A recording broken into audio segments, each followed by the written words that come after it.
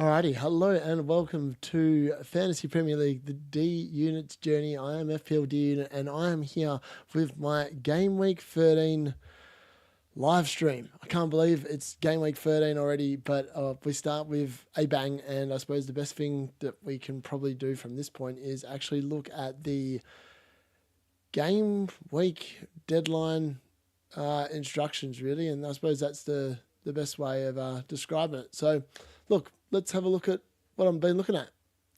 So, which captain do you lock in ahead of the deadline for Game Week 13? Please get involved in the comments and ask questions about your own team. I'm going to quickly sign into chat. So hopefully this is going to be a painless process. So just bear with me while I quickly do this. But look, I actually don't know what the captain choice is this week, and I don't want to give anyone any misleading advice because realistically, it's very hard to decide. And I've been sitting here all day trying to think about what I think is the best captain choice, and I actually don't really know is the honest answer. So I don't want to sit there and tell someone one thing and then, it just doesn't work out very well, because that will suck, and I don't want that to be the case. So I suppose in that respect, I don't want anyone to be jumping the gun and going, you got it wrong. Well, yes, I may well get it wrong, and it's highly likely that I could potentially get the captain choice wrong. But at this moment in time, I do have Saka as my captain. I'm not sure if that's going to work well or not. I'm hoping that it is, but I'm not sure if that's what I'm even going to lock in at this point. But look, it's definitely something I'm thinking about, and I just want to make sure that, at the end of the day, that I don't get it wrong. So bear with us. Yeah, I'm just not really too sure what I'm going to do in regards to that. And hopefully it works out well for me, but there's every chance that it could work out wrong. But yeah, I would really love to know who you're thinking of captaining and why. Please let me know in the comments what you're doing there in regards to that. Now, the first question I suppose we need to really start with is Saka a must-have? Now, I obviously bought him in on wildcard in Game Week 12, and I think that potentially that he is still a really good option for your teams moving forward. And look, that he got an assist and a goal in Game Week 12. In what was a nice fixture for Arsenal, let's be honest. Nottingham Forest at home, I think, is going to be a good fixture for most teams moving forward, and I wouldn't be surprised if that continues to be the case moving forward. And I just really like West Ham away. Yes, West Ham beat Newcastle on the weekend, and there's reason, if you're a West Ham fan, there's reason to believe that potentially it's going to get better for West Ham moving forward.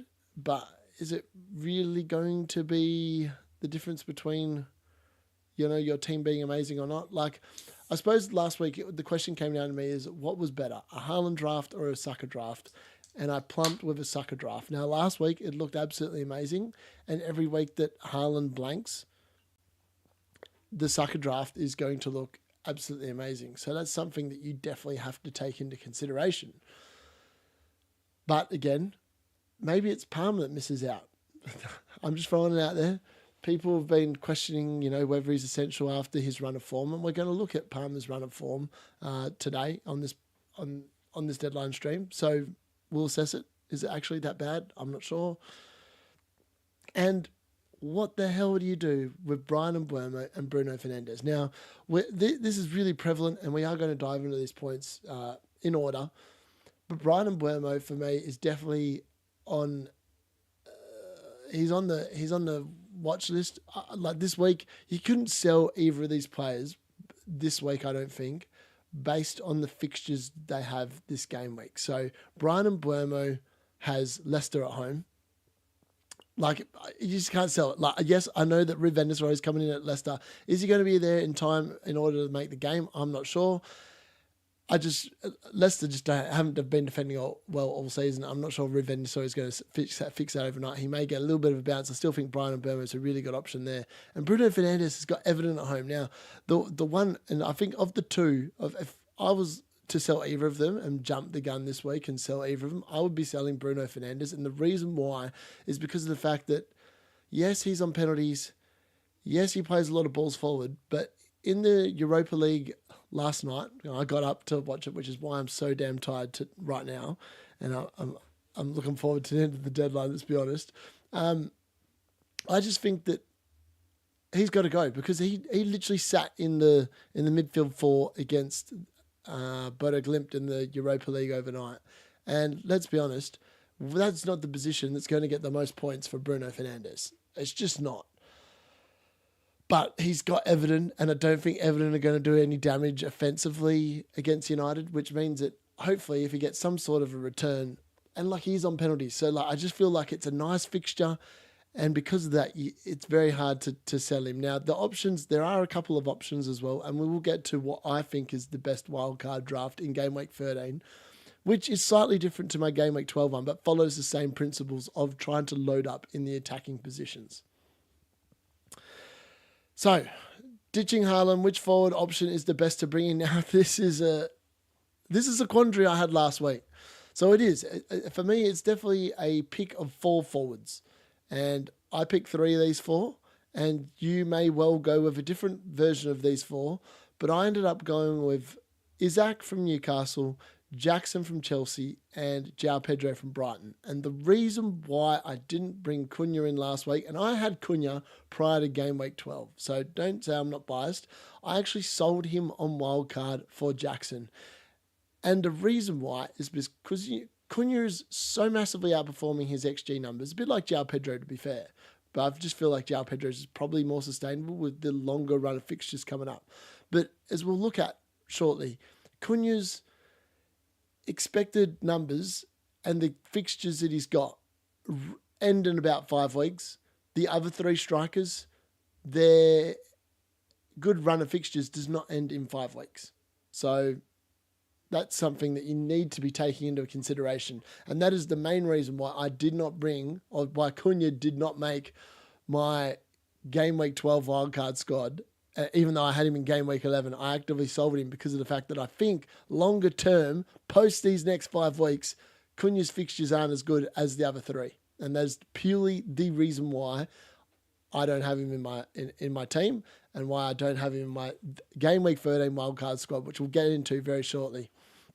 So the other big question you've got to answer here, and this is the one that I have now been thinking about, is do you spend up big on the Arsenal defence? Are they actually that good? Are defenders actually that good? Are they worth the investment? Or do you target the Brighton defence, which is significantly cheaper like I have? Now, it didn't work last week and it was so close to working. If it wasn't for that late goal and the late red card against Bournemouth away, Brighton's defence actually, the expected goals actually weren't the best, but I was so close to getting a clean sheet last week and having the double Brighton defence pay off, even though I was only playing one of them. So look, I actually think this week, the Southampton at home fixture, Southampton don't score goals. I know they scored twice against Liverpool last week. Who knows what the hell was going on there? I do not see them repeating that tonight. And I will be starting both my Brighton defenders. And I think that going double up on the Brighton defence in the foreseeable future is probably just as good as doubling up on the Arsenal defence. That is my honest opinion. And lastly, you need players playing 90 minutes every game. You don't want to be worrying about benchings over the coming game weeks. And that is definitely something that you've got to take into consideration, which is why, as we get into looking at my team in a second, it's very important to make sure that that is the case. So I'm going to quickly swap to my team now so I can show you who has made the cut as of this period of time. And I'm going to talk you through all the permutations. Hopefully, with a little bit of luck, I am going to flick to the right screen, and we're going to try that right about now. All right, yes, we've got the right screen. This is good. We're off to a good start. So here, as you can see, I have gone double up on the Brighton defence. I've actually gone all 3 Brighton players are going to be playing, and I've got a few quandaries this week. And look, honestly, let me know in the comments if I have got this wrong, because there is every chance. Last week, I left João Pedro on the bench, and he's 12 points. And obviously, I had Fabianski on the bench last week as well, and Bart for Bruggen. So I actually left 18 points on my bench last week, which is insane. 18 points on your bench. Who wants to be leaving 18 points on your bench? It's horrible leaving any points on your bench. So look, this week I have gone, and like, it's so weird. I always bang on about differentials. Is why I do a differential video every single game week for your guys' pleasure. Mainly because of the fact that I base it to help me with me. So I have no differentials in midfield. I have very high owned players, and even in the forward line, they're all fairly high owned-ish player. Well, they are now. João Pedro, I think from memory, he was under 10% before this game week. I could be wrong. It might have been just over 10%. He's up to 13% ownership now. So actually, that can't be right, because that is definitely not right, because it's saying he's still only worth 5.6. Oh, that's right. He is worth 5.6, because obviously I bought him from 5.4 and he hasn't gotten 5.8. Yeah, sorry, there we go. That's a bit more current. So he's up to 5.7 million. I was going to say, this is definitely not right. What's going on here? And he's got 16.6% ownership. So he's gone up significantly. I wouldn't be surprised that by the end of Friday, in the next hour and a half, or the next hour and 15 minutes, that João Pedro doesn't get close to 20% ownership. I would not be surprised in the slightest. Now, in comparison, and we will go to Cunha in a little bit, but I just think that the reasoning behind João Pedro over Cunha is you are saving, well, still saving 1.3 million, which is a nice amount of money to then spend on other parts of your squad. So I think that's something to keep in mind as well. Cunha means that you're not spending that extra 1.3 somewhere else. That's just the way I look at it. And people go, well, you've got Nicholas Jackson and Isaac. They could become a Cunha. And yes, you're correct. But as I said before, Cunha's fixtures are the same as Aït-Nouri's, right? So if we have a look at Aït-Nouri's fixtures, as you can see there, Aït-Nouri I'm quite happy to have. I'm quite happy to play the next 5 weeks. Up until Man United in game week 18. Then I can tell you straight off the bat, Aït-Nouri is going to be leaving my team as hotcakes. As quickly as I can get him into the hot plate, he's gone. There's no way I'm keeping him for Man United at home, Spurs away, Nottingham Forest at home, Newcastle away, Chelsea away, Arsenal home, Aston Villa at home, Liverpool away, Bournemouth away. There is no way I'm keeping him for that run of games. That 7 game run, see you later, Wolves assets. And how many goals is Cunha going to score in that period of time? I would argue the answer is not many goals in that period of time. Now, the next 5 weeks, happy days. I think that Cunha will score a boatload of goals in the next 5 weeks. I wouldn't be surprised if he continues scoring at double-figure points for the next 5 weeks. But I'm thinking more longer term. Now, if I quickly pull up, that was Cunha, right? That's Cunha's run of fixtures. Now, João Pedro's, if we have a look at João Pedro's, his next run of 6 games, yes, 19 and 20 are difficult for Brighton, and there's no denying that he's probably going to struggle a little bit more in 19 and 20. You'll probably just bench him for those 2 weeks. So if you've got an 8 forward attack like I have, and he's your only Brighton player, but then the next 1, 2, 3, 4, 5, 6, 7, 8 games, he's got one hard fixture in the next 8 after that. Whereas if you go with Cunha's run of fixtures when he's having all these delicious ones against Ipswich, Everton, Southampton, Bournemouth, well, Cunha's not got that same run of form. So I just think that in terms of fixtures, and I think that is very important into your line of thinking. And for me, it's an easy pick based on the long-term fixtures. If you're just playing the short-term and you only want the next 5 weeks, by all means, I think Cunha's probably just ahead of João Pedro. But how does he compare to the rest? Now, everyone goes, oh, Nicholas Jackson's on 4 yellow cards. Yes, he's on 4 yellow cards. Now, I'm in the luxury that I have 8 fantastic attacking players in my team. Like, I'm not scared about the yellow card. In fact, if anything, when he gets his yellow card, it's actually going to be a nice non-selection for me because of the fact that I've just got so many good players now. Everyone's also concerned about the Southampton away game in game week 14. Ironically, I wouldn't even care if he missed the Southampton game next week because the transfers I've got locked in potentially for game week 14 means that I could afford for him not to be playing in game week 14, and I wouldn't be surprised if he got booked against Villa in order to miss Thursday night's game against Southampton. I wouldn't be surprised at all, and I wouldn't be disappointed because I feel like potentially if he misses the game, I know he's going to be playing 100% against Spurs, and I think against Spurs, Chelsea play pretty well. Tottenham don't defend well. And we'll get on to one of the dumbest transfers I've seen in our WhatsApp group this week. And that was our friend Tom. He has Canade from Liverpool in his team. And because of the fact that he thought it was a good move, he has bought in Pedro Porro. And I was actually sitting there. I was like, did you not watch my transfer tips video talking about avoiding Pedro Porro. I mean, I owned the bloke. Yes, he had an amazing week last week, and so did Tottenham against Man City. But that is the exception of the norm. Tottenham are absolutely crap at trying to predict what they're going to do. They're either brilliant, like they were against Man City, and it wouldn't surprise me if they lost 1-0 at home to Fulham. Like, legit, it would not surprise me if they lost at home to Fulham this week. And Raul Jimenez got a goal. And Pedro Porro blanks. It's the dumbest transfer I think I've ever heard of in fantasy this season.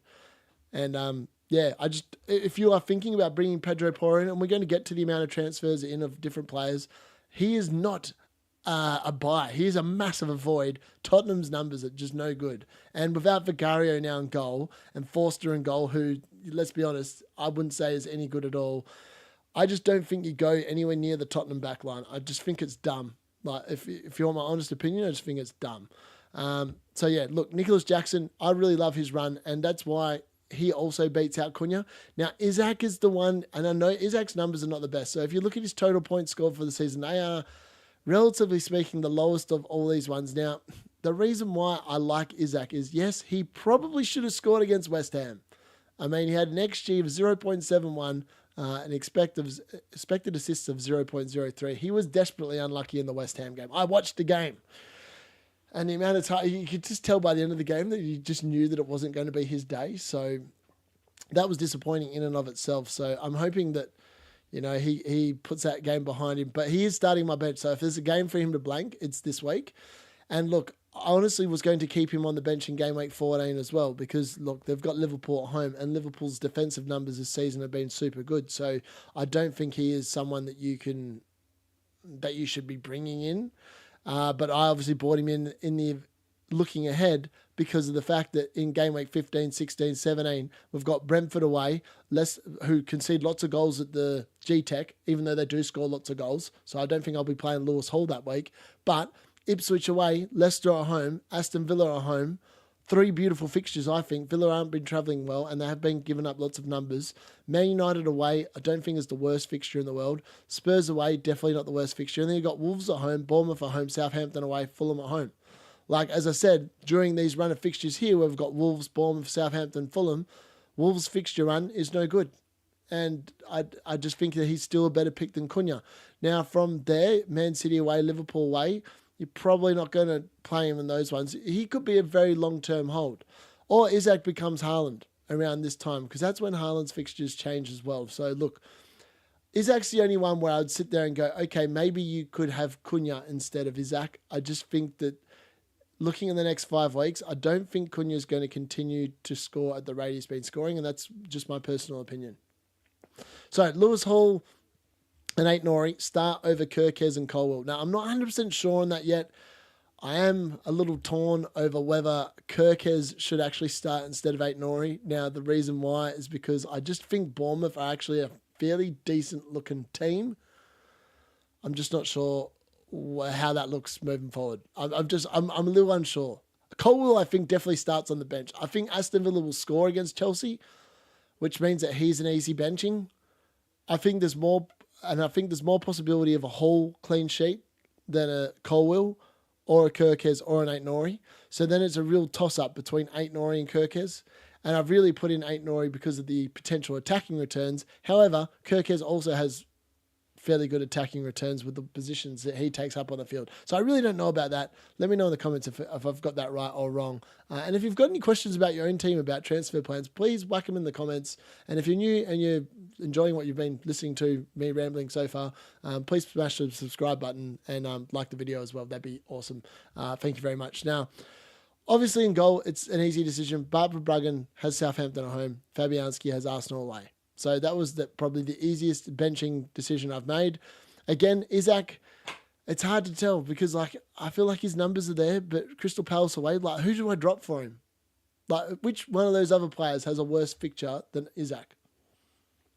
I don't think there is. Honestly, I think it's a toss-up between Bruno Fernandes and Isaac on the bench. I've got Bruno Fernandes for the last 2 weeks, and I've got to back him in because the only reason why I've got him is really for these 2 weeks. And if he sits on the bench and he scores, I'll be absolutely gutted being a United fan. So I think for me, he definitely starts.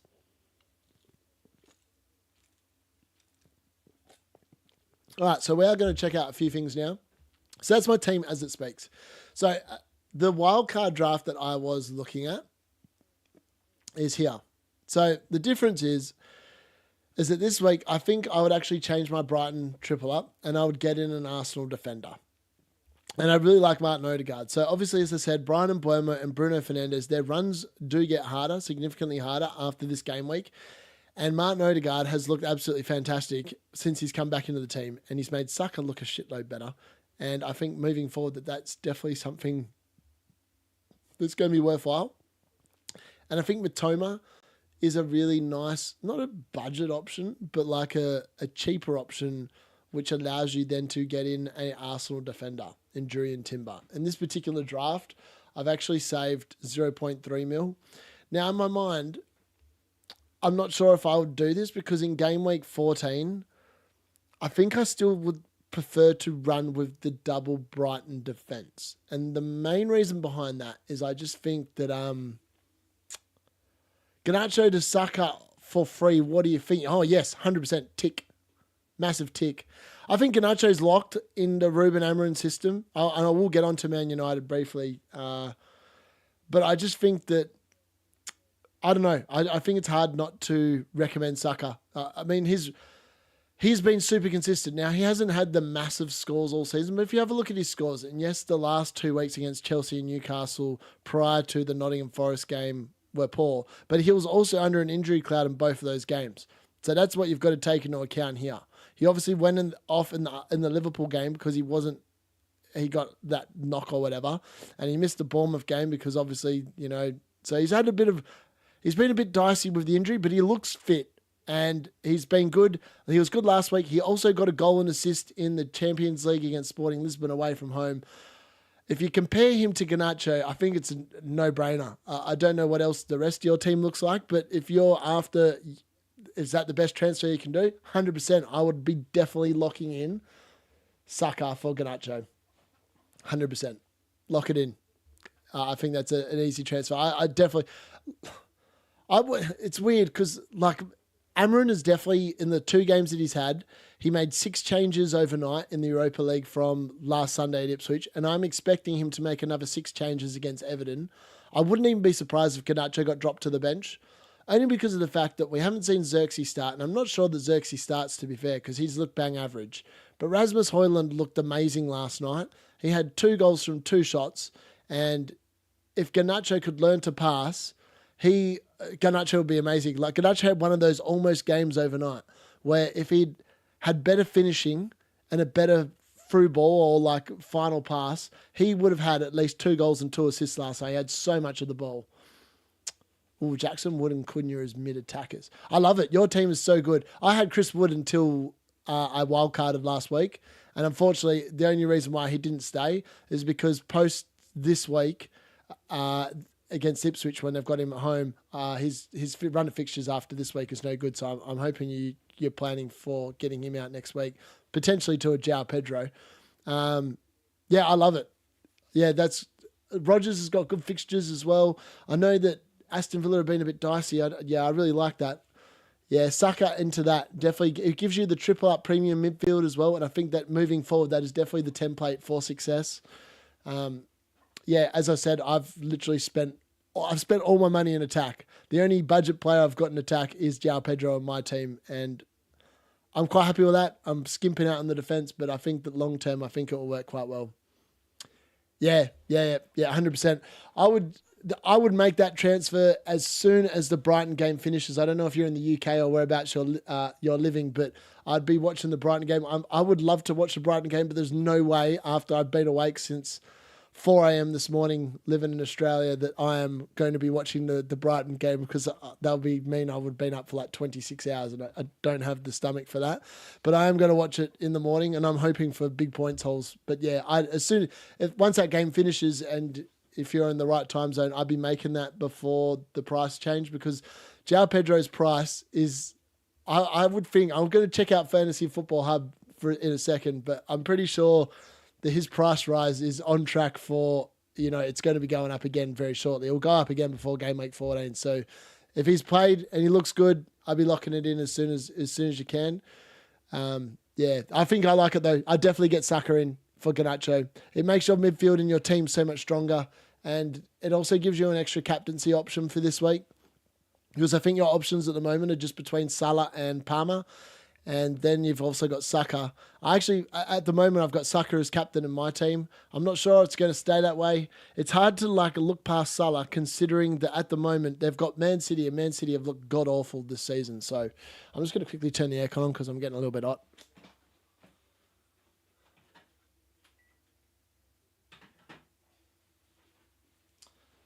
So yeah, I think that's definitely the play moving forward. Definitely get Saka in. And look, the stats don't lie. I mean, since Odegaard's come back into the team, Saka's stats have gone up. He's got a goal and assist in both games that Martin Odegaard has been involved in, that Saka has been 100% fit for.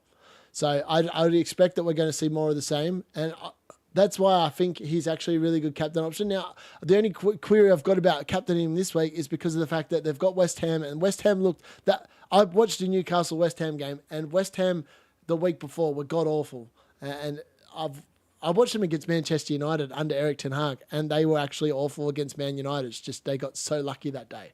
So I wouldn't recommend. I just don't know if you can trust the captaincy there, but I'm definitely thinking about it. It's definitely a decision I've got to make in the next hour. I'm just not sure which way I'm going to go as of yet, but I feel like Saka could be a good differential. I feel like lots of people are just going to go the safe option and go Mo Salah or Cole Palmer. Like Cole Palmer's, he's a really good option this week, and I just want to talk about him really quickly when it comes to captaincy. Now, last week he should have scored. If Nani Madueke, or whatever you want to call his name, if he could learn to get out of the way, there's nothing more infuriating than idiots that get in the way of you having a shot on goal and denying you a goal. It's all right if they score and you end up with the assist, but in this case, he just blocked the goal. I don't think that's going to happen again. And look, the game that I'll take you back to, that 25-pointer against Brighton, that's the kind of game I think the Aston Villa game is going to be for Cole Palmer. Now, Aston Villa, the way they defend and the way they defend transition makes me think that Cole Palmer's a really good option. Now, he has been not really in too much form since the 25-pointer. He's only had the one double figure haul, since that time, which was against Newcastle at home. I do believe that he's likely to pop off here. I would be very shocked if he didn't get over 10 points against Villa, and that would mean that he'd be a pretty good captain choice. His XG numbers, they're okay. They're not fabulous this season. They're nowhere near as good as last year, but I just think that he's due one. Cole Palmer's definitely due one. And I feel like when he's playing against a team that's played against Juventus, and Aston Villa have looked pretty bang average outside of after their Champions League games this season. And I think that's something to keep in mind. And after the Bayern Munich game when they won, they played Man United, and Man United made them look pretty damn... Well, they made Man United look not too bad under Eric Ten Hag, and that's saying something. And they obviously poured the last time after the Champions League where they had a good result. So I would be expecting some sort of come down there for Aston Villa, and I wouldn't be surprised if Chelsea marched away with this game. And if they're marching away with it, Cole Palmer's definitely going to be involved. So that's definitely something that you need to take into consideration. And then the other option, the clear option, is Mo Salah. Now, it's hard to bet against this man. And I hate to say it because I'm a Man United fan. It's hard for me to recommend Liverpool players. But he's got to be in your team. He's now the most owned player in fantasy. Erling Haaland has dropped below his ownership. It's actually very close between Mo Salah and Cole Palmer. I just pulled up the stats here. So Mo Salah's up to 55.1% ownership. That's just mad. And what is it? And what was Cole Palmer? 54.7. There's not much in it between those two. And look, Mo Salah's numbers are just ridiculous this season. Expected goal per 90 of 0.71. He's literally getting a goal a game. And if he's getting a goal a game, he's going to be getting those bonus points. As we've seen, he's got 23 bonus points for the season already after 12 weeks. And last season, he got 24. Like, what the hell is going on with the new bonus point system? It's like it was designed for Mo Salah. So look, he might be sitting there on 70-odd minutes and have no points, and then he could just get a goal and end up with 10. That's pretty much how it is. So, yeah, I think it's hard to not recommend him, because Man City have been god-awful defensively of late. And they were 3-0 up in the Champions League this week against the Dutch team Feyenoord and drew the game 3-all. Like, how does that even happen? I don't know.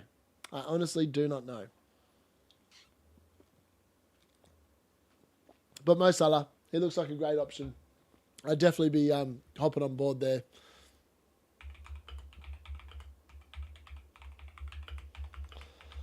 All right, remember to get your questions in if you've got any, guys. And then obviously like the stream and that as well. So, look, that's interesting with Mo Salah.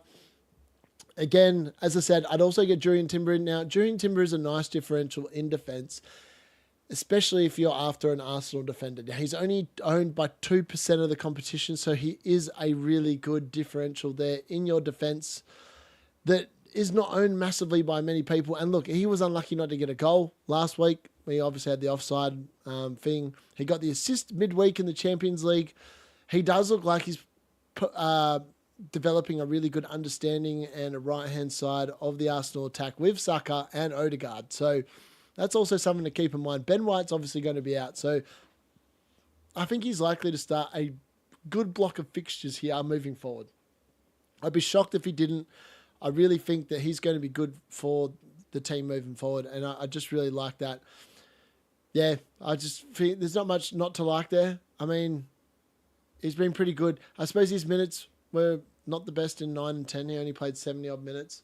But now the fact that they've got those players out injured, I just don't think there's a chance of Jurrien Timber missing out. And I think long-term he would make, yeah, so I think that's what I would do in game week 13. That is the lineup that I would recommend. If you're on wildcard this week, I think that is what I would recommend. Yes, you're going budget and defense bar Jurrien Timber, who's your 5.5 option. He is definitely the best 5.5 option. If you, my mate, as I said before earlier, he sold Canade. Now, Canade hasn't been effectively ruled out. I'm going to double check that in a second because obviously the news conferences are going on today. But if he hasn't been ruled out, I'd just be rolling with him. But my mate sold Canade for Pedro Porro. And as I said, if you could have Jurrien Timber instead of Pedro Porro, why the hell would you not jump on the Arsenal defender? They defend so much better than Spurs. Just makes no sense to me at all. I'm actually going to send that to him now, that he probably should have got Jurrien Timber instead.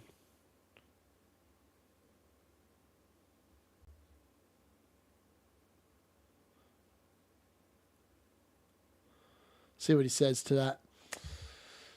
All right, so look, let's talk about FPL Challenge. Now, I don't like spending a lot of time on that, but it is relevant because I am doing it. So last week I did super well as well, just an FYI. So last week it was, the budget is set to only 45 mil, and I finished in the top 9,857 teams last week. That was super good. I think that was one of my better ranks for the season. Yeah, world class one. That was a good rank for me last week. And look, I nailed it. I actually said my differential last week was Marcus Rashford because I had a feeling he would start up front, and he scored and he got me 8 points. So that was a really good shout. Obviously, I was let down by Hall and Bradley and Valenson. I probably could have gone to slightly different options there. I mean, the Bradley one was unlucky, and I feel like he's giving Arne Slot a really difficult decision moving forward, particularly now that Trent is out of contract. Kelleher as well is also giving Arne Slot a good problem because he keeps on saving penalties and looking relatively good in goal. So that means they don't have to rush Alisson back. And I don't mind him. As I said, against City, I think City score. Like, I honestly think City score against him this week. But that was what it was last week. So if we go to this week, this week's FPL challenge is Liverpool and Man City players earn double points. Now, the budget is only, I can't remember what the budget is. It must be whatever that adds up to, plus 0.5. So you can fit Haaland and Salah in. So I've gone with both because I think that they'll both score this week. I really think Haaland will score this week. He can't keep blanking forever. Let's be honest. Oh, you can't actually look at their stats from here. That's disappointing. It's just not going to happen. He is going to score. He's been missing such big XG numbers. The man will score. Anyway, when he does, he'll probably score with a big flurry. I wouldn't be surprised if they actually beat Liverpool on the weekend. And then, like, we're talking about the return to City. Wouldn't surprise me at all. But I think based on the form and the fact that Mo Salah's just been so consistent, I think you've got to start Mo Salah as your captain over Haaland, knowing that both of them are worth double points. I think that's where I would go. And if Salah scores 1 goal and Haaland scores 1 goal, Salah's going to outscore Haaland. So again, that's also part of the reasoning. And then I've gone with a double up for Brighton. So I've gone with João Pedro and Veltman. I really like, the fact that there's points there to be had. I mean, there's nothing really else I'd do there. And then obviously you got a Nana in goal. I just don't think Everton are going to score. Dominic Calvert-Lewin's been rubbish all season pretty much since he had that opening salvo, which made some people bring him in. I'm so glad I never went there. Even though I did recommend him at the time, it made no sense. It made no sense why he's been so poor. He's just been absolutely rubbish. So unfortunately, if you went there, it's just a little bit stiff and unlucky, I would suggest. All right, so we're going to quickly cover some of the most bought-in players this week. So the fixtures this week, obviously we've got Brighton at home to Southampton tonight. That's on in a few hours' time. 2 hours and 22 minutes from now, the Brighton-Southampton game's on. Then we've got Brentford, Leicester, Palace, Newcastle, Nottingham Forest, Ipswich, Wolves, Bournemouth. So a nice little run of fixtures tomorrow at that 11 o'clock kickoff. Then we've got West Ham, Arsenal, which will be an interesting game. And then on the Sunday, we've got the live watch-along. I will be doing a live watch-along on the Man United game, which will be part of the Goal Rush. So it'll be Man United versus Everton, Chelsea versus Aston Villa, and Spurs versus Fulham at the Sunday night, 9:30, or in the UK, that must be 1:30 kickoffs. And then obviously we've got Liverpool against Man City at midnight, which is 4 p.m. UK time. That should be an absolute blockbuster. And then obviously we're into the midweek fixtures. Now, you've got to be super on it over these coming weeks, because if you're not, you're going to miss out on points, you're going to miss out on deadlines, you're going to be making dumb captain decisions, and you're just going to miss out. So you've really got to be across it. The deadline is going to be Tuesday night, I think, if I've got this right. So Wednesday, Tuesday night, and the deadline will be at, 2 a.m. my time, and that means it must be at 6 p.m. UK time. Mad. These deadline streams are going to absolutely kill me the next few weeks. So hopefully you guys are enjoying them, because it's definitely going to be taking a toll on my sleeping pattern. The good news is that obviously there's the normal one, I think, on. So then we're back to normal on Saturday. So it'll be the normal Saturday deadline stream, which is fantastic because that's a much nicer time for me. However, I will not be able to do a deadline day stream on the 7th of December because of the fact that I will just not be able to do it. I'm at a music concert listening to Dom Dollar that day. So unfortunately, I'll be missing out on that particular stream. And then the next one, which would be the Saturday, the 14th of December, I also will not be able to do one then, because I'm also again at an event. I'm at the Ministry of Sound performing, so I'm going to miss 2 in a row, and then I will be able to do one the Saturday, the 21st of December, live in the UK. I'll actually be in the UK from the 21st of December. So I've got the next 2, they're going to kill me. And then I'm missing 2. And then I'll be back for the Saturday, the 21st of December for a deadline day stream there, which will be exciting. Hopefully I will be in the UK. So I might do that live from a pub. Hopefully with Alan, be able to get him on and do a live show in person, which will be kind of cool moving forward. If we go back to the homepage, all right, let's go to here, and we're going to see what's been going on in the live blog. So hopefully, normally you can pull it up from here.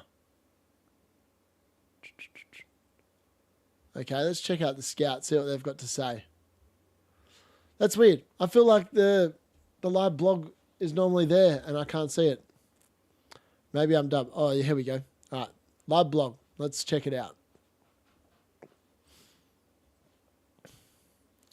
Okay, let's have a look at some of these. So if Gabriel is a fitness doubt for Arsenal, I'm glad I don't own him.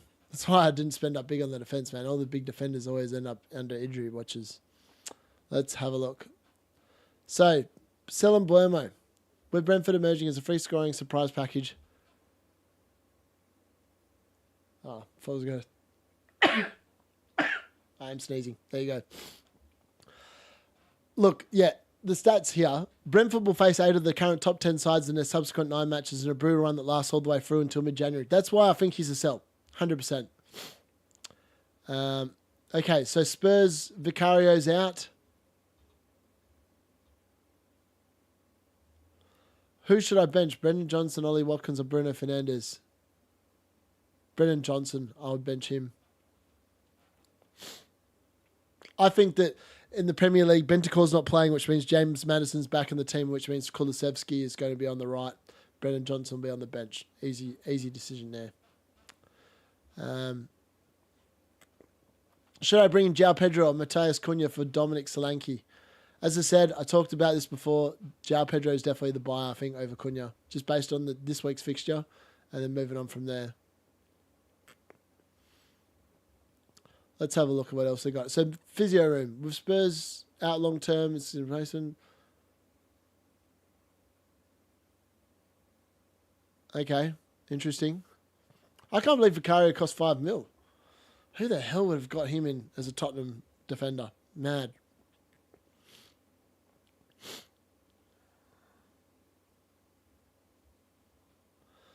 Chris Wood is captain this week. Potentially. I don't mind that, actually. If I own Chris Wood, I'd be thinking about it. 3-4-3 is the best formation. However, the last 2 weeks I've gone with 3-5-2, and I really like the midfielders. So midfielders can outscore forwards as well, which is why I've spent all my money in the forward line, just in case anyone's wondering.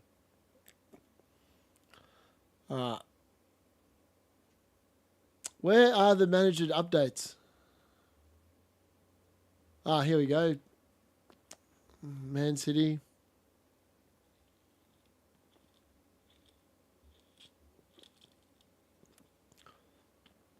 Arteta on whether Arsenal are building momentum.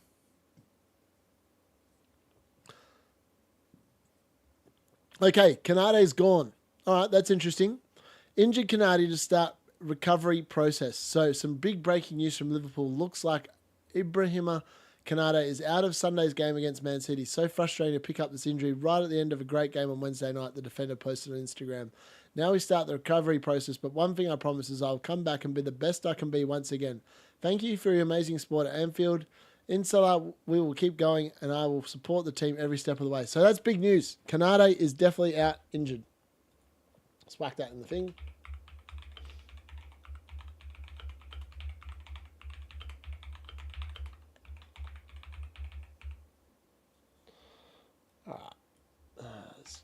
Liverpool confirmed.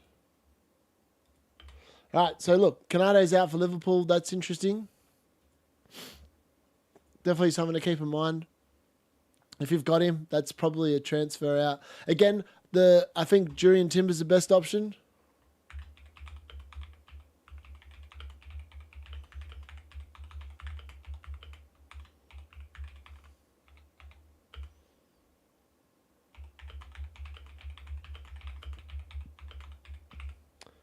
All right, I'll just whack that in there.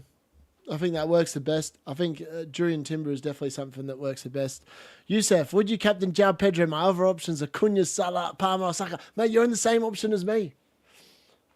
You're literally in the same option as me. I sold, actually, a couple of weeks ago before I wildcarded, I actually sold Haaland for Cunha, and then I sold Cunha on wildcard to Jackson, just because of the fact I like the fixtures longer term for Chelsea. So my 3 attackers in my team, I'll just quickly show you before we continue on this. I've actually got João Pedro, Nicholas Jackson, and Isaac. I just prefer the long-term fixtures on both.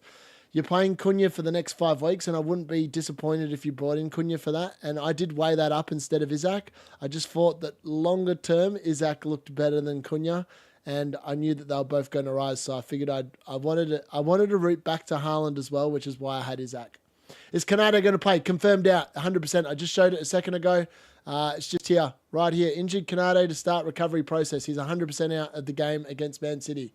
So if you've got him, you probably need to look at probably bringing in Jurriën Timber, who's, I think, almost the same price. I think Canada is 5.4, so you need to find 0.1 mil there. Yeah, some goals leaked. Yeah, 100%. I would agree. Golding, Sucker and Canade to Timber free, and then next week do rail to Nicholas. Yeah, I like them. Jeff, love it. I love what you're thinking and doing. I think that's perfect. I think that's a good way of spreading the money around your team as well. I love it. Fantastic. I don't know who Sucker is becoming from, because you don't say who's Golding to Sucker. I'm assuming Golding is your like budget enabler in midfield, would be my guess. Yeah, captaincy option is really hard. At the moment, I've got it on Sucker. He's got a goal and assist in his last 2 games in the Champions League away against Sporting and also in the Premier League against Nottingham Forest. And they do face a West Ham team who have been relatively poor defensively this season. So at the moment, I'm leading towards Sucker. But realistically, it could be Salah. I mean, Salah's playing Man City, and Man City literally just conceded 3 goals in the space of 20 minutes to Feyenoord, who are in the Dutch league, and I don't rate the Dutch league at all. Being a United fan and having Erik ten Hag come from there and do as crap a job as he did, I don't rate that league at all. I'm going to trip up on the Arsenal defenders. Good idea. Look, I've done the opposite. Like, I'll quickly show you my team so you can see what I'm talking about. But this is my team. I don't have any Arsenal defence at all, and I'm not feeling too bad about it. I have double up Brighton defence, and I think Brighton's fixtures are comparable with Arsenal's. Yes, they're obviously a worse team, but I think they're going to play just as well defensively for the time being moving forward. So that's just my personal opinion. But I do like Jurrien Timber. So if I was wildcarding this week in my wildcard draft, if I was wildcarding in game week 13, would have Jurrien Timber in the defence. But I just love Odegaard, and I think that I want to move out. I want to say I'm saving my transfer this week. But next week, I'm actively looking at a Bruno Fernandes and Brian Mbeumo out for Martin Odegaard and potentially Jared Bowen, because West Ham's fixtures do look really delicious after this game week. I don't like him against Arsenal. I wouldn't be surprised if Jared Bowen got a return, to be fair, because Arsenal have a habit of conceding to West Ham, and that's why I don't like the triple up. I feel like if you've got 3 players from one team, it's also like the double up. I don't really like double ups in defence as well, which is why my team only has the double up and Brighton defence, and that's only because I've got a goalkeeper. But my actual defenders have got 5 different defenders from 5 different teams, because I feel like if the game goes badly, you're getting 0 points. Whereas in my team, I would need 4 games to go badly, generally speaking, for me to get no points, which happened last week, ironically. But yeah, last week was just unfortunate in terms of my defence. Yeah, I love Mbeumo to Bowen. You actually make some money there as well. Like in my team, I would actually make 0.1 mil because Jared Bowen's obviously 7.4. But yeah, I'm not sure. I'd be hesitant on tripling up on Arsenal defence. Double up, I can definitely understand. I think that looks nice. I know Let's Talk FPL by Andy, he's got the triple up Arsenal defence. But if you're tripling up on Arsenal defence, that shuts you out from getting Saka in your team. And I just think Saka's amazing. So particularly, like a lot of the attacking threat, particularly Martin Odegaard back in the team, comes down the Arsenal right-hand side. And I think that it'd be dumb to overlook Saka in your team. Yeah. I agree. I really like Højlund. The only reason why I can't recommend him yet is he hasn't started in the Premier League for Man United under Ruben Amorim. That's all. I hope Fernandes does. Look, Fernandes is my team here, and look, if Højlund does end up starting in number 9, I'm telling you that Isaac or Jackson will become Rasmus Højlund. 100%, because he will score goals. Ruben Amorim's teams are designed for the forward to get a lot of chances on a silver platter. I don't know if you saw the second goal for Rasmus Højlund overnight, but I expect a lot more of those kind of goals. They're the kind of goals that Man City and Liverpool have been doing for years, but like the simple tap-ins, I think that's what we'll see under a Ruben Amorim team when he finally gets it up and running the way he really wants it to. All right, let's have a look at any more updates in here. Let's have a look. So apparently Gabriel's also under an injury cloud. Mikel Arteta apparently said something about it, but I can't say I can see it here. But I did read somewhere that he's also a potential problematic issue for your teams this week. Oh, yeah, sorry. I can definitely zoom in my team. Let's have a look. I've got this on the thing because I just had it in. So, yeah, that is my team currently. that I'm starting with this week. Now, I'm not sure if I've got my bench correct. And it's the only problem when I wildcarded last week, I created a headache for myself every week. Because, as I said, I've got 4.5 million defenders. And this week, like, I actually think the Bournemouth Wolves game is not going to be high scoring. I feel like it could be a 2-1. It might even be a 1-1. And, like, I've got Aït-Nouri and Kirkes. So I'm backing in Aït-Nouri over Kirkes. And I'm backing in Hall over Colwill. I think Aston Villa's score against Chelsea, so Colwill is a benching this week. And I think Van Heck and Verbruggen at home to Southampton, they've got to be playing. And then it's just a matter of who I bench out of my front eight. My front eight I've all got amazing fixtures this week. It's like impossible to work out. But I'm trumping with Isaac on the bench, basically because of the fact he sucked against West Ham. I'm doing it with no faith. Last week, I left João Pedro on the bench for 12 points. He was the unlucky one, and there's no way that last week I thought he was going to be getting 12 points and sat on my bench. It was just unfortunate. I had Fabianski on my bench last week as well, and again, that was unfortunate. Who would have predicted that Verbruggen would concede in the 90th minute and Fabianski would keep a clean sheet? But yeah. And thanks. I'm glad you like it. I do try and create some more interesting videos, and I try to make them not as long as well. Yeah, I know. It is a bit of a luxury. 100% it is a luxury. Yeah. Yeah, I agree. Talking about Ruben Amorim's subs, he does make subs really quickly. Last week in the Haaland draft, I did a Haaland draft last week where I was weighing up with which one to go with, and I actually flipped a coin and I ended up going with this one, which I'm glad I did because Haaland blanked last week. But in my Haaland draft, I actually had Ahmad, and I think Ahmad's actually a really good option. I think that he's going to be the nailed-on right wing back or the number 10 in a Ruben Amorim system.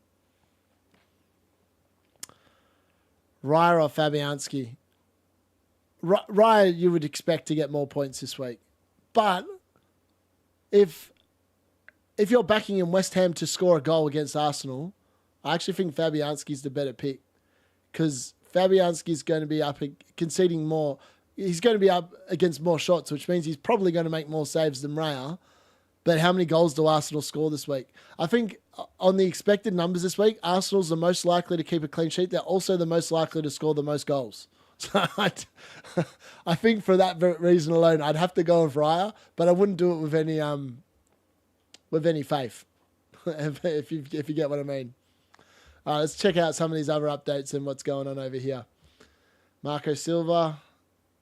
I actually think, ironically, people thinking about Spurs assets, I actually think that Spurs potentially might actually lose this game. This is the kind of game that Spurs lose, right? They play amazing against City. They score 4 and they keep a clean sheet. Next week, they'll roll up to Fulham, probably lose 1-0.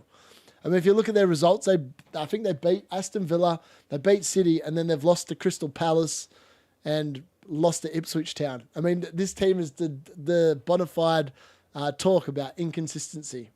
Shocking. You know Emery, what's he said there? Anything exciting there? Sean Dyke on playing Man United. I really dislike about how they're talking about. Just tell me what players are fit or who's likely to be playing in your teams. I couldn't give a crap about what you think about the other team.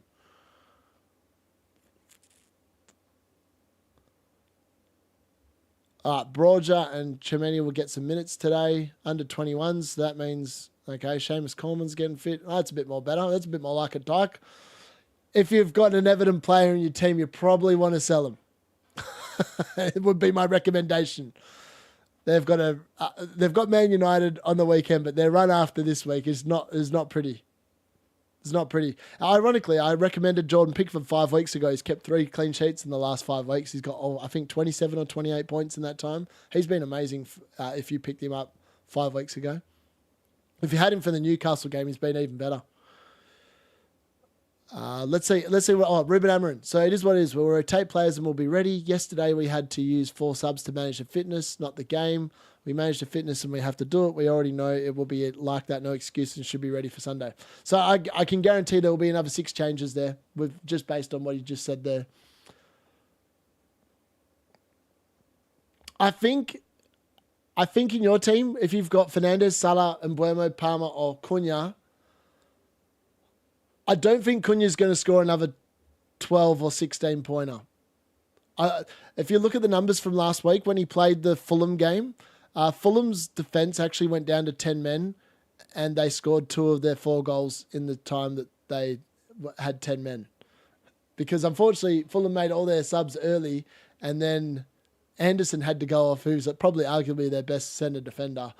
And they made the most of it and scored 2 goals in the time that they were obviously facing 10 men. So I think you can rule Cunha out based off that. Fernandes, I think you can rule out as well, only because of the fact that he could play in the number 10 role. He could also play where he played last night, and that was far deeper. And I think when he plays far deeper, like he actually had a lot of involvement last night without looking too threatening, if that makes sense. Like he had a lot of shots, but none of the shots actually looked like they were going to go in. And his passes were, you could tell he was checking that the worldy balls that Bruno likes to play. It's like he almost didn't play any of them last night. It's like he was under strict instructions. You've got to keep better control and better, like, look after the ball more. His passing numbers were through the roof, so that was good. I think he actually had 88% passing completion overnight, where normally he sits around 70%. So he looked after the ball a lot more. So I think you can almost rule Fernandes out based on that. Now, Mbeumo's a cheeky pick. Leicester are sitting at home, right? Waiting for them. So they're going to play Leicester at home. And at the G-Tech Stadium, Brentford have been scoring goals for fun. Like, they legitimately have been scoring goals for fun. Unfortunately, if we have a look at Mbeumo's stats here, he has not been having the best XG numbers in the last 3 games, let's be honest. So since the Ipswich game at home, he played obviously Fulham away for an XG expected and goal involvement of 0.01, which doesn't give you much confidence there. In game week 11, when they played Bournemouth at home, he obviously had the 1 assist, but again, the XG was only 0.34 expected goal involvement that game. And then last week away at Everton, where you have to take the Everton game into consideration, best defender under 5 mil. I'll get to that in a second. The Everton game in isolation, they played with 10 men for like over 45 minutes. So the numbers in that game are going to be skewed. So I'm not sure if you could even read too much into the Everton game is the honest answer. I think Mbeumo's a sneaky pick, and it's a week where you could go a differential captain and it could pay off because there's people going to be going all these different options. So I think that's definitely something to put in. Yeah, they did. But then, yeah, if Van Nistelrooy's not on the touchline, I think that he looks a much better prospect. And then Salah and Palmer, it's a real toss of the coin. I really don't know. I've got to make a decision in the next 30 minutes what I'm going to do. Now, best defender under 5 mil. Let's have a look. All right, if we go back to this page here, there they'll do.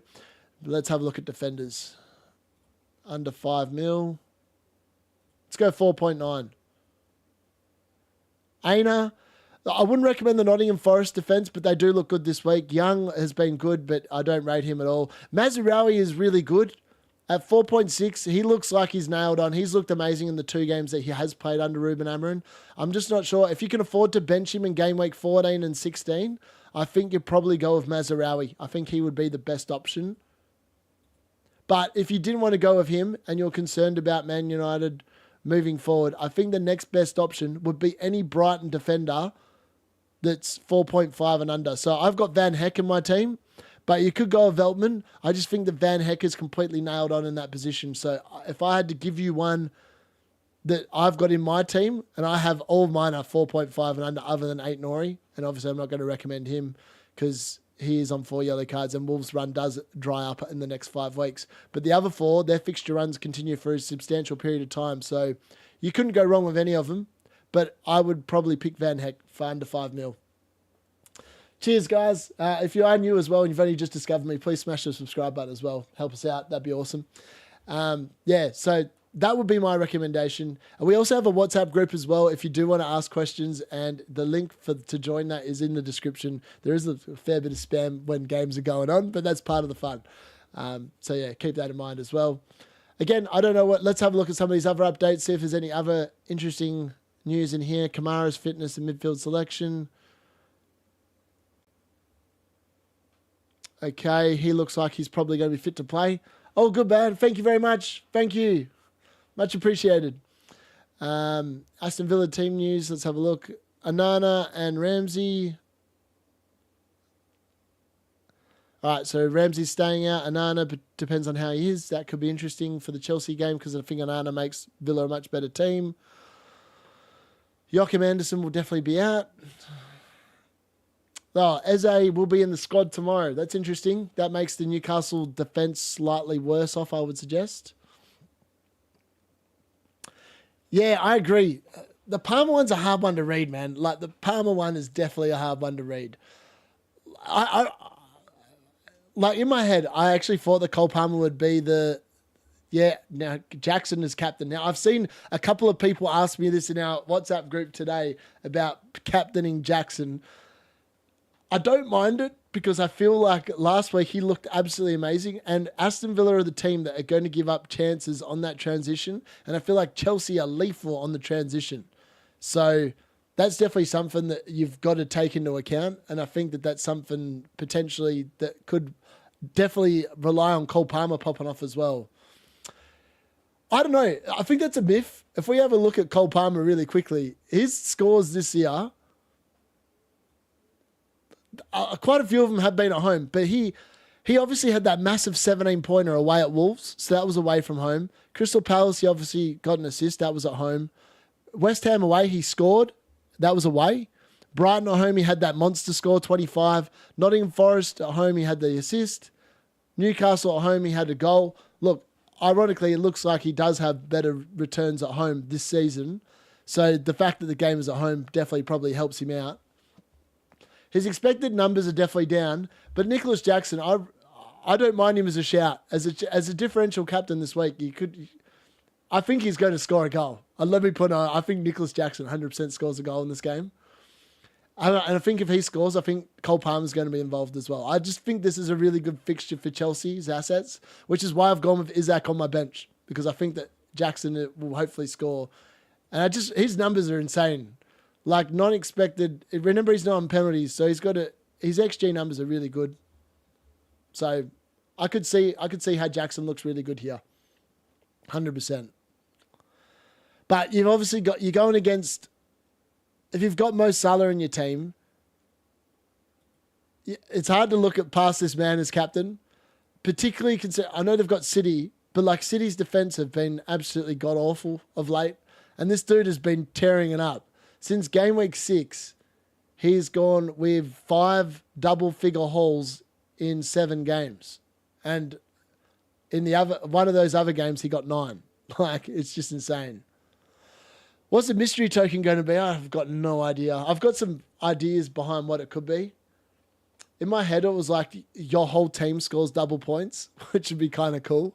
You just rinse it, right? Like your entire squad gets double points. I would love that. I would play the chip straight away. My team is set up for, like, all my players are playing. They're all capable of getting points. I would 100% play that. I've seen other ones where it might be like you have your vice captain and you can, on a week where your vice captain might pop off and your captain doesn't, it might be a token where you can play retrospectively and change your score. I don't know. Or it could be that you can, I don't know. I'm not sure what else it could be. I don't think it's got anything to do with transfer related stuff, because they've obviously got wildcard and free hit. I'm lost for what they're going to do there. Let's see if there's any other interesting news here to look into. Anil and Mateus Cunha's future. That'd be interesting. Cunha's going to go to a better club. He has to. He's been in such good form. He won't leave in January, but he looks really good. Sarabia, Dawson and Buemo are all available, so Wolves got pretty good team availability.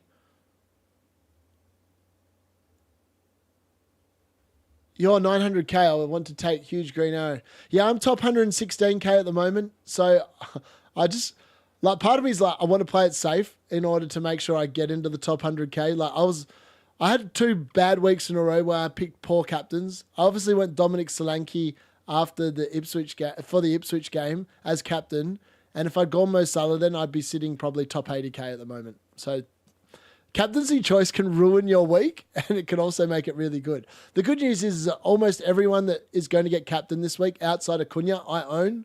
So it's not going to be as bad for me as it is for others that potentially don't have those particular players. But I like Mbeumo captaincy as a differential. It's a massive differential, but he could pay off massively. Keep Emile Smith-Rowe or sell to Saka for a -4. What is your other transfer that you're doing? I suppose that's the question. I feel like Emile Smith-Rowe moving forward, his fixtures are no good. Like for Fulham in general, they get much harder. But my answer to that would also be Saka's fixtures look amazing. And obviously he's probably going to rise to 10.3 at some point. But it's not going to happen tonight. So if you can afford to wait post the deadline, if it's not going to hugely ruin your team, I reckon you probably wait a week. Well, wait till tomorrow to do it. Or wait till Saka's played. I don't think he's going to rise. I'm going to have a look at FPL Fantasy Hub in a second and see what the price rise is looking like. Okay, so you did Heartland to Cunha already. Emile Smith. All right, so in that case, I feel like you've got a lot of money sitting in your bank and it's hard to roll that over. I think that it'd be nice to just get it in. Yeah, Aït-Nouri is a hack. He's a centre-back in FPL but plays left. Yeah, he does. He's very attacking, yeah. I agree. I'd like him in a Ruben Amorim team, to be fair. I reckon he'd be really good in that wing-back role. Let's see if there's any other news in here that looks interesting. I've already covered that. Russell Martin on Southampton's team. Hopefully you play a crap team so they don't score. That'd be nice. I guess since I'm playing double Brighton defence.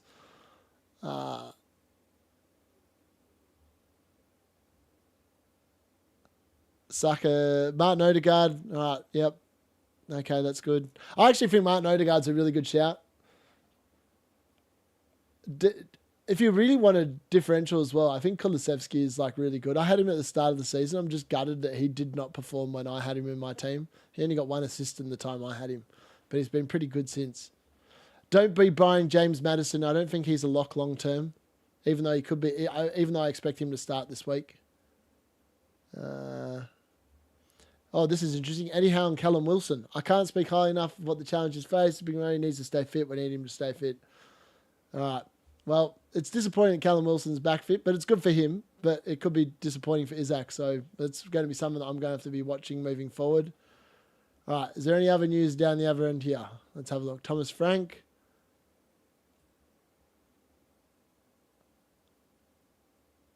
Yeah. I thought Malacia was really poor yesterday. Thought he was really bad. I thought, but considering he's been out for so long, yeah, it's hard to tell. Question and answers. Let's see what these guys are saying. Brendan Johnson, yeah, I don't know if I'd want to keep him in my team. He'd be an easy sell.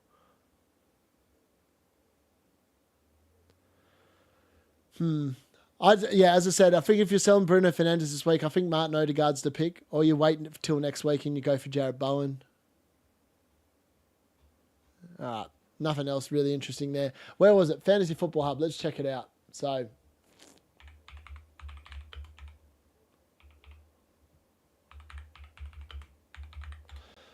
the only reason why I check this is just to see what prices are writing. So hopefully, let's go. This is not actually the most accurate site because they always say that, all right, there's a lot of price changes about to happen. Okay, in this case, yes, Saka is about to rise. 100% make that transfer. Get him in.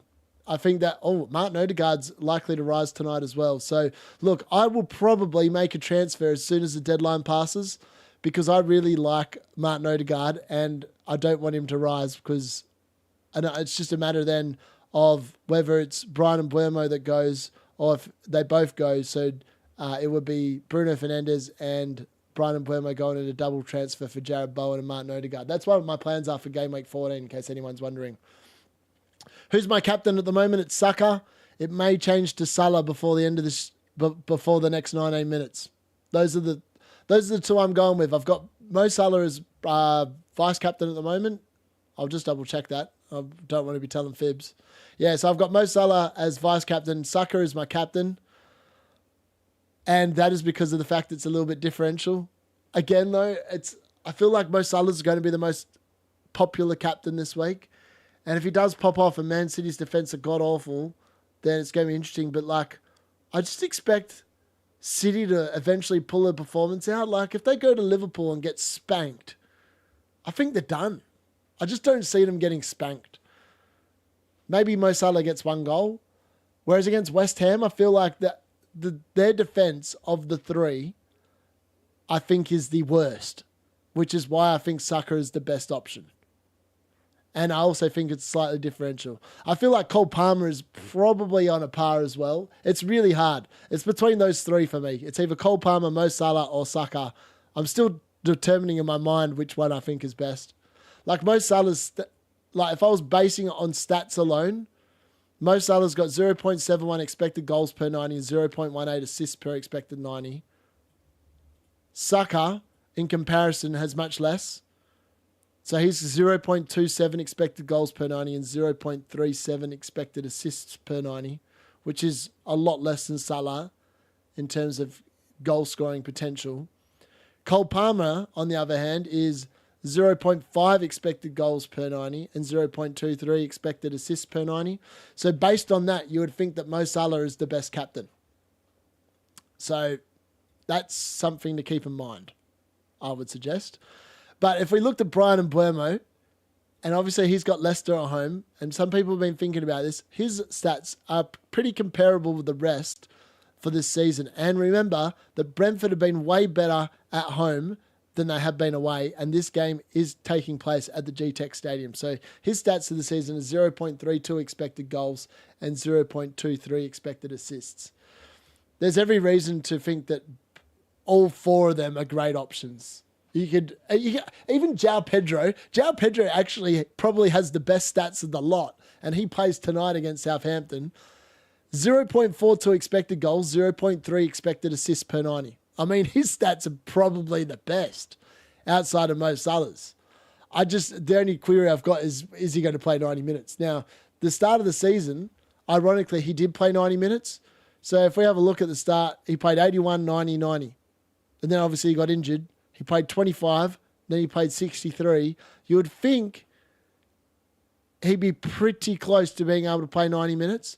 And obviously they have a large break between their midweek fixture and today. Since they're playing Friday night, they don't play till Thursday night against Fulham. So it's almost a week from here as well. So I wouldn't be surprised if João Pedro does well there. Davis from Ipswich is a cheeky player to have on the bench for when they have good fixtures. Yes, 100%. I agree. I actually think that if you weren't going for João Pedro this week and you only had that budget, you could also look at Liam Delap if you already owned João Pedro. Liam Delap's, he monstered Delit in the Man United defence last week. He monstered him. He was making him look like a little kid. He was unlucky not to score. And I think his expected numbers over the next few weeks should be really good. But that would be my guess anyway. I wonder if there's any more updates. Let's have a look. Keep the face. Solanke still has big potential. No, 100% he does not. I had him for 1 week and I'm never owning that man again. Unless he starts scoring hat-tricks every single week, which, let's be honest, he's not going to do because he's Dominic Solanke and he plays for Spurs. The stats lie here. 14 shots on target is bettered only by Erling Haaland and Nicholas Jackson among forwards. But he can't do it. He just doesn't look like he's capable of getting big hauls. Other than that one game where he got 16 points against Villa, who were crap on transition, which is why I think Cole Palmer's a really good option this week.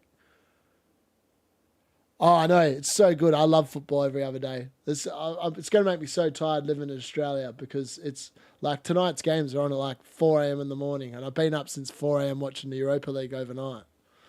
But I love it. I'm excited. I'm actually going to the UK on the 16th of December and I'm going to the Bournemouth game at home at Old Trafford and I'm going to the Newcastle game at home on the 30th of December as well. So I'm well excited to do that.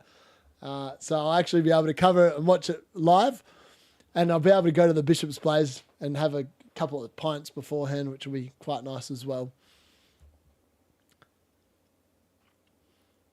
All right, so the scout's talking about differential captains. What's he saying? Mo Salah's my top choice despite facing Man City. Cole Palmer's the main alternative. He has 5 goals and assists and 43 points over his last 4 home appearances ahead of a visit from Aston Villa. That's an interesting stat. So 5 goals and assists, 43 points over his last 4 home appearances. That makes Cole Palmer a lot more tempting. Cunha and Pedro are both really good options as well. You can't go wrong with this. So many options this week. I feel like it doesn't even matter what's going to go on. Maybe we might see a live stream. I'm not sure whether you can actually do that. I feel like maybe YouTube might shut that down if you actually share video of the game when it's going on. I could be wrong. I know in shorts you can do it. I just don't think you can do it in long form video. I think they just give you a strike for copyright. I could be wrong. I'll have to investigate, but I'd be keen to do one. I'm actually in the front row of the Stretford end behind the goals on the bottom level for the Newcastle game. I'm well excited for that. I'm a very boisterous fan. When it's I'm up and going, I will 100% love that. It'll be a great day out for me. I'm loving it. I probably need to think about what captain I'm going to pick now because I've only got about 12 minutes left to make a decision. Oh, this is interesting. Should I replace Bruno Fernandes with a Brighton midfielder? I still think Martin Odegaard's the best option. Yeah, 100%. Great seats. Absolutely great seats. I think that I'm very happy about those seats. I want to know if that guy moved out of Emile Smith Rowe for Saka for a -4.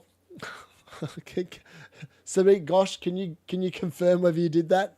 I think you should. Based on what you just told me, I think that you probably should.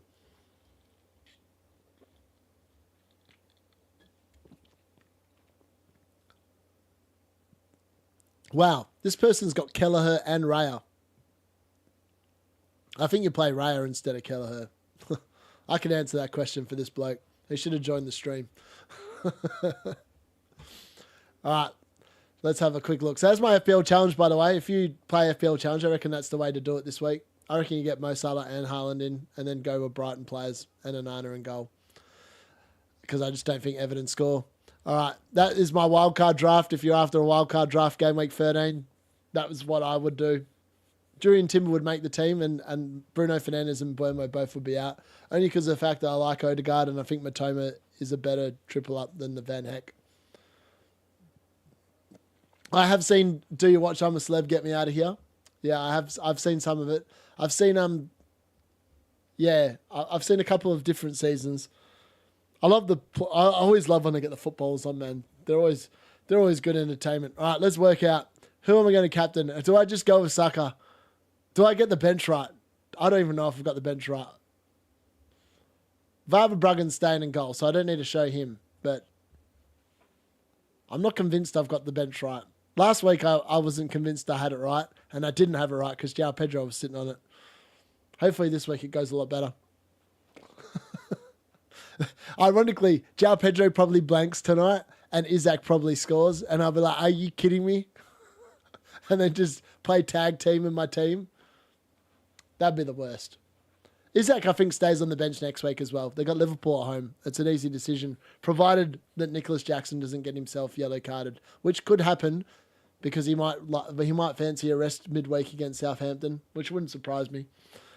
He's only been playing once a week like Cole Palmer, so maybe they both get booked and they both miss the game against Southampton. But Bart Verbruggen's my keeper. I'm double up on the Brighton defence. So yeah, I'm pretty confident that I'm going to get 12 points tonight at the minimum. And then at least 14 with João Pedro hopefully getting 2 points at the minimum. If I don't get a clean sheet from Brighton tonight, I'll be absolutely gutted. Because I feel like this is a fixture where you look at it and you go, double Brighton defence looks pretty damn good on paper. So we'll see. We'll see if it pays off. I mean, Southampton struggled to score goals. I know they scored a couple against Liverpool, but I think Liverpool had a very shaky day in defence last week. I don't think that's going to continue moving forward. I just don't know about this captain decision. Like, the more I look at it, the more I think that maybe I should just be locking in Mo Salah. I mean, when the games are on, what time are the games on today?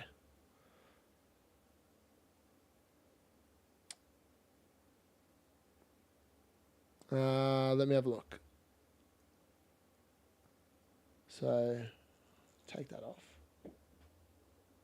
All right, PL. All right, so I love watching the games. I love watching my captain play. So that rules out João Pedro tonight. For that pure reason alone.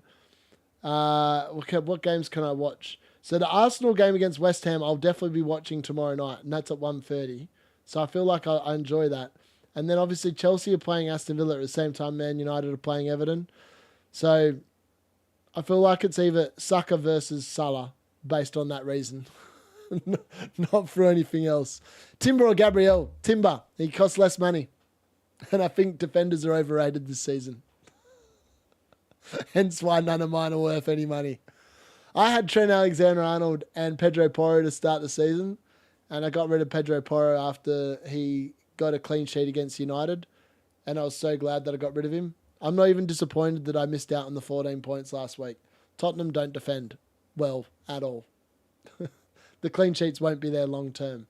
And they're also still missing Mickey van de Ven and Christian Romero from what I'm aware of this weekend, which makes you think Fulham are a very strong chance to get a goal. But yeah, Timber I just really like. I know Gabriel's got the set piece threat, but I feel like the way Timber's been playing with Martin Odegaard back in the team, I feel like Timber's going to get assists. So I feel like he's a really good... I really like him. If I could change my team this week and I had a wild card, the only three players I would change would be Mbeumo, Fernandes, and Van Heck. And Van Heck would become Timber, and then it would become Matoma and Odegaard. But realistically, next week, I'm quite happy rolling with the cheap defenders and just foregoing the Arsenal defence completely. And next week, I may just change Bruno Fernandes to Martin Odegaard, and Mbeumo may become Jared Bowen. Bench Garnacho or Wood. You are 100% playing Chris Wood this week before you sell him in game week 14. You 100% play him at home to Ipswich. He only started on the bench last week because he was coming back from New Zealand duty, and it's a long trip from Australia. And remember, he is 32 years old. But I think he delivers more points than Garnacho will against Everton. I wouldn't even be surprised if Garnacho started on the bench, if I'm being honest.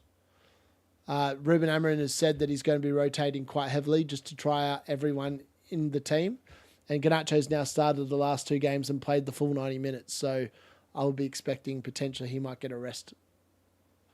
So that's an easy decision, I think. I think Wood 100% plays. Now that we're getting close, we're into the last 5 minutes before deadline. So whack in any questions or burning questions you've still got. I think I might just leave my captaincy choice the way it is and just roll with it and go with a differential.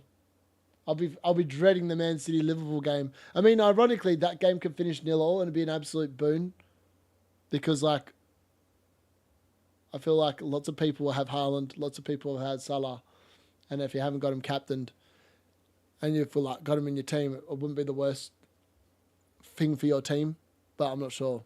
Maybe I just captain Salah and just completely eradicate everything I just said. I don't know. It's like weird. Like all those players, Mbeumo, Palmer, Jackson, Salah, Saka, they all look like they're going to pop off this week. João Pedro as well. I mean, Bruno Fernandes could outscore them all. Let's be honest. They've got Everton at home. It's not the worst fixture in the world. I was actually really sad to see Chris Wood go from my team. I had him from the start of the season. It was probably the best the best decision at the start of the season I've made. He made me 0.3 million when I sold him on wildcard, so I was really happy about that. Yeah, I agree. He is a really good differential there, and it's a game week for differentials. I mean, some people are going to really fly up with good captaincy picks this week, and then others are going to get it wrong. It's just a matter of whether you're lucky. Surely Mo Salah has an off week, right? He missed a penalty against Real Madrid. Yeah, he's made so much. My team value is so high because of players like Chris Wood. It's been amazing. I've actually taken 3 -4s this season, and yet I'm still in the top 116k. So I'm doing all right. But I really don't want to take any more -4s moving forward. Like next week, potentially, I could take 3 -4s. But these price changes here are interesting. Like, they're not always accurate on here, but I feel like Saka's definitely going to rise. Like, the change, 2.48% hourly change is pretty big. That's a sign that people actually want him, which makes me think that the triple up on the Arsenal defence is dumb. Cunha's going to rise again as well, 5.6%. Pedro Porro. What is wrong with people? Why are they bringing in Pedro Porro? I do not understand why people are bringing him in. Like, one game week does not mean he's a good pick at all in the slightest. Matoma, understand that one. He's getting close. There's no way all these players are rising tonight. Ironically, look at Erling Haaland, minus 121.57. I tell you, he's been spending his time minus pretty much the last 2 weeks, and he's only dropped once, which makes no sense to me. But he's being heavily sold. Yeah, I agree. It might even rise tonight. I'd be definitely keeping an eye on that. If you want him in your team, like I do, he may actually come in. He might actually just come in tonight after the deadline passes, because I'll have 2 free transfers in game week 14. I'm surprised Jared Bowen's not on this list, because like I know people are quite short-sighted and aiming for this week, but you've got to set your team up for like the coming weeks. And the one thing I like about Jared Bowen is he's going to be playing 90 minutes every week. Salah, captain, or Palmer? Oh, I don't know. It's a toss of the coin. See which way it comes up. Heads, it's Palmer. Tails, it's Salah. That's the best answer I can give. Oh, I have lots of things open, so I don't have an answer for that question. Good thing though. I have like a lot of different things open, and like when I look at an article and I'm like, oh, I'll pop that open, I'll read it later, which is why there's so many things up the top that I'm reading or I haven't quite got to yet. Rogers looks like he's going to drop in price. That's interesting. Luis Diaz, not a surprise. Smith Rowe's dropping in price. So if that guy is still here, 100% sell him. If he's dropping in price, it's going to affect your selling price. Definitely do it. Take the -4. If Smith Rowe drops and Saka rises, you're going to miss out on a 0.2 swing. That's big. That's actually quite big for a team. Guardiola looks like he's going to drop in price as well. Wow, there's no way all these players are dropping in price tonight, surely. Like, that is a shitload of players. That's mad. Mad. All right, let's see. Am I happy with my team? Or just better bloody check I've actually locked it in. All right, yeah, it's been saved. I think I'm going to go with Saka. I think I'm just going to go slightly different. Back the man in. He's got West Ham away. I think that's the play. I'm happy with that. I'm just going to roll with it. If it doesn't work out, then, hey, the differential didn't work out. If Mo Salah pops off again, so be it. I've still got him in my team. What's the worst thing that can happen? Surely Saka gets a goal or an assist. I mean, Cole Palmer does look nice, but he could also flop against Villa. Like, one of these players is going to flop. I just hope it's not the one I've picked as captain. Yeah.